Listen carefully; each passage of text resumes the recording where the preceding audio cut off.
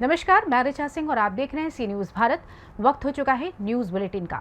इस बुलेटिन में बात होगी धार की, जहां भाजपा के बागी उम्मीदवार ने दिखाया शक्ति प्रदर्शन। आगे बात करेंगे गाजीपुर की, जहां पुरानीगंज में एक व्यक्ति की चाकू मारकर की गई हत्या। साथ ही आगे चर्चा होगी गोंडा की, जहां उत्तर प्रदेश वित्त विहीन विद्यालय प्रबंधक संघ की बैठक हुई संपन्न।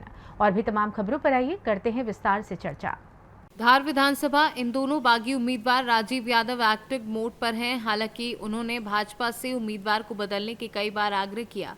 टिकट परिवर्तन न होने के कारण यादव अपनी जीत पर अड़े हुए हैं। आज बागी उम्मीदवार राजीव यादव ने अपना शक्ति प्रदर्शन अपनी यात्रा निकालकर किया, जिसमें बड़ी तादाद में उनके समर्थक सड़क पर उतरे। हालांकि उम्मीदवार परिवर्तन की स्थिति में अगर देखी जाए तो जिसमें 3 दिन शेष रह चुके हैं, नामांकन फॉर्म उठाने के अंतिम तिथि तक ये स्पष्ट हो जाएगा कि क्या धार विधानसभा से भाजपा अपने उम्मीदवार को बदलता है या नहीं।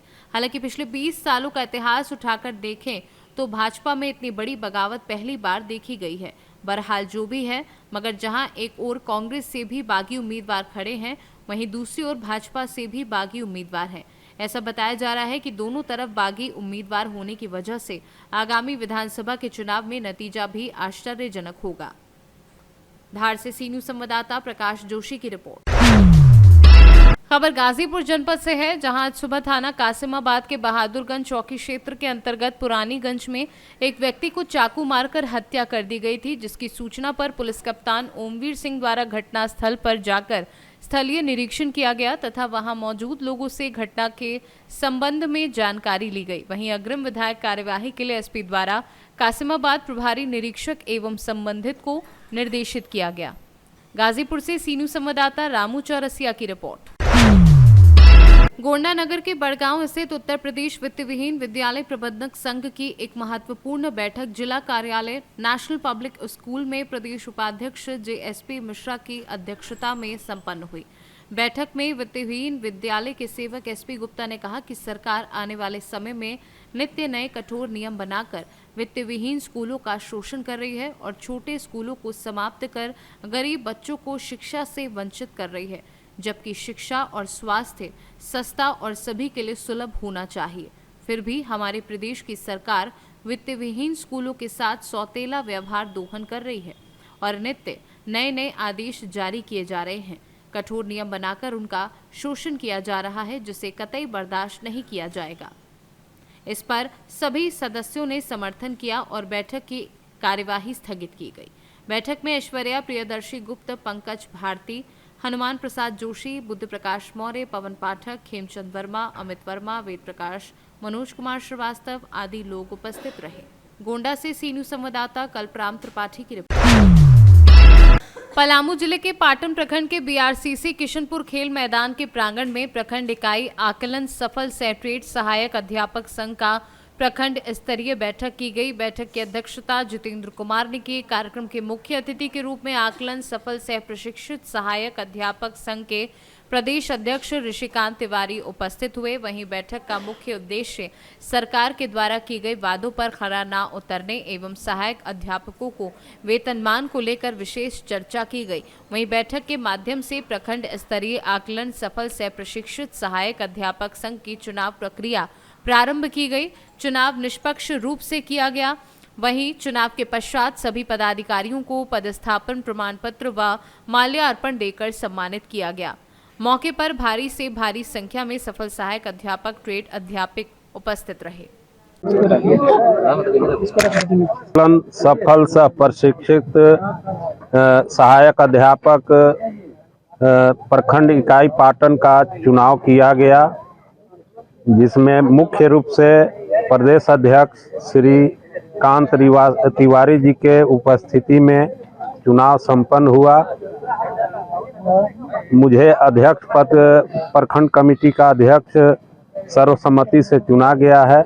मैं अपने कर्तव्य को जो मुझे काम दिया गया है पूरी निष्ठा और ईमानदारी के साथ करूंगा और जो भी समस्याएं हैं पारा शिक्षकों का वो प्रदेश नेतृत्वकर्ता के साथ कदम से कदम मिलाकर चलने का प्रयास करूंगा और जो हमारा मंजिल है समान काम समान वेतन उस अधिकार को लेने का पूरा पुरजोर कोशिश करूंगा। आज जैसे सर आप लोग बैठक की, बैठक के माध्यम से कुछ चुनाव प्रक्रिया भी हुआ, क्या उसका कार्यक्रम रहा है? आज यह प्रखंड पाटर प्रखंड में सबसे पहले आकलन सफल सहायक अध्यापक सह प्रशिक्षित संगठन का निर्माण हुआ है और सर्वसम्मति से सारे लोगों को चुना गया और जो अनुशासन यहाँ पर हमें देखने को मिला उसके लिए सबसे पहले मैं दिल से हार्दिक बधाई एवं शुभकामना देता हूँ। जिस प्रकार से हमारे शिक्षक का परिचय दिए हैं यह बहुत ही बड़ी बात है और आज यह मेरा घर से शुरुआत हुआ है और पूरे झारखंड राज्य में एक नया संगठन जो आकलन पास सह सहायक प्रशिक्षित अध्यापक संघ का निर्माण हुआ है, सभी जगह पर संगठन का निर्माण होगा और यह संगठन वेतनमान लेकर के रहेगा और यह संगठन का निर्माण वेतनमान के लिए ही बनाया गया है और जब तक वेतनमान नहीं मिलेगा हम लोग उससे कम मानने के लिए तैयार नहीं है।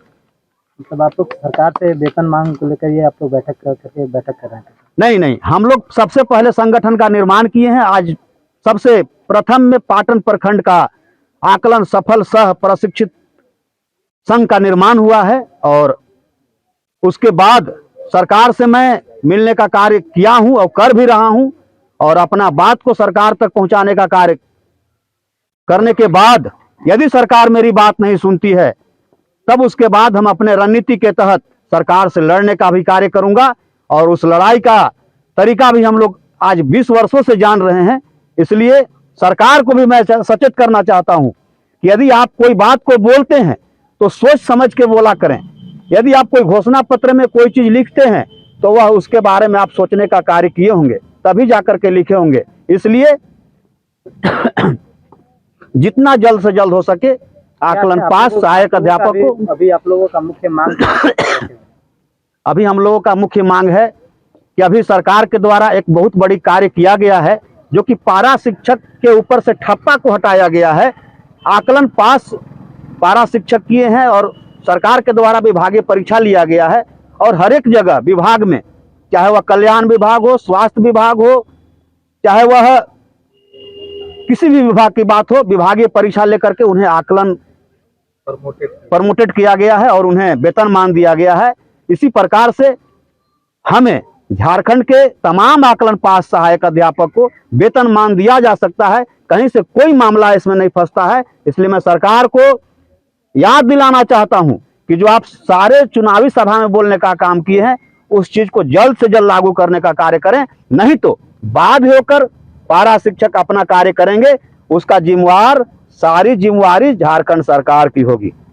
आपको सर प्रखंड सचिव का दावेदारी मिला है, आपको प्रखंड सचिव बनाया गया है, क्या आप लोगों का मुख्य मांग क्या रहेगा? जी, सरकार से मुख्य मांग हम लोग का वेतन मांग है और क्योंकि हम लोग 20 वर्षों से अधिक समय व्यतीत कर चुके हैं, कार्यरत हैं और हम लोग सरकार कान नहीं सुन रही है, यूँ ही जो है कि कान में तेल डालकर मतलब सोई हुई है और हम लोग का जो समस्या यूँ ही का जीव का त्यों पड़ा हुआ है कि बहुत शिक्षक जो है कि धरना प्रदर्शन आगे कर रहे हैं, दिन प्रतिदिन करते आ रहे हैं, सरकार नहीं सुन रही है। अब जो है कि हम लोग जाग चुके हैं, हम लोग भारी तादाद में आकलन पास हुए हैं, इसीलिए आज यहाँ सफल सहायक अध्यापक संघ का एक प्रखंड स्तरीय कमेटी का चुनाव भी हो गया है जिसमें कि हमारे हरेंद्र सर अध्यक्ष है और ऋषिकांत तिवारी सर जो हमारे प्रदेश अध्यक्ष हैं आकलन सफल पास के, उनके सानिध्य में आज यहाँ चुनाव संपन्न हुआ है जो शांतिपूर्ण हुआ है। यह चुनाव से हम लोग बहुत खुश हैं। यहाँ के शिक्षकों को मैं बहुत बड़ा धन्यवाद देता हूँ कि ये हमारे लिए एक मिसाल खड़ा किए हैं कि भारी संख्या में आकर यहाँ पर संपन्न करवाया है चुनाव और एक शांतिपूर्वक चुनाव हुआ है।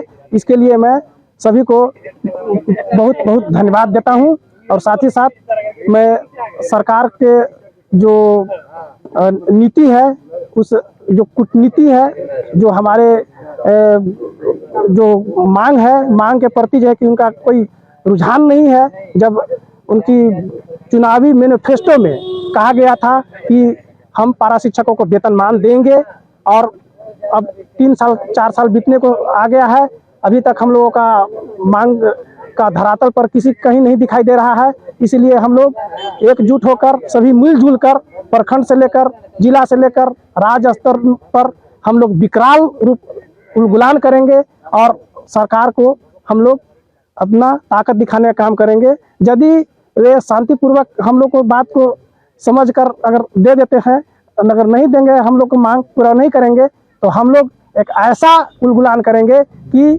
झारखंड में तहस के नहस जितना भी कार्यालय सरकारी शिक्षण संस्थान तहस के नहस और तोड़ फोड़ करने का काम करेंगे। संवैधानिक मांग है, हम लोग संवैधानिक मांग को प्रति सजग हैं और सचेत होने जा रहे हैं। पाटन से सी न्यूज संवाददाता पंकज शर्मा की रिपोर्ट। खबर सोनभद्र के चोपन से है, जहां वाराणसी शक्तिनगर स्टेट हाईवे पर हुआ हादसा इतना जोरदार था कि लोग मरने से बच्चे 3 लोगों को जोरदार धक्का मारते हुए ट्रेलर तक दुकान में घुस गया। स्थानीय लोगों की मदद से घायलों को चोपन सामुदायिक स्वास्थ्य केंद्र अस्पताल भेजा गया। हादसे के बाद चोपन मार्केट हाईवे पर लंबा जाम लग गया। घटना की सूचना मिलते ही मौके पर प्रशासन पहुंचकर चालक और वाहन को किया कब्जे में। इससे पहले भी कई बार बस स्टैंड पर बड़े हादसे हो चुके हैं। सोनभद्र से सी न्यूज संवाददाता कुमधर चौधरी की रिपोर्ट। फिलहाल न्यूज बुलेटिन में बस इतना ही। देश दुनिया की तमाम खबरों की जानकारी के लिए आप देखते रहें सी न्यूज भारत। हर खबर आपके साथ, आपके हाथ।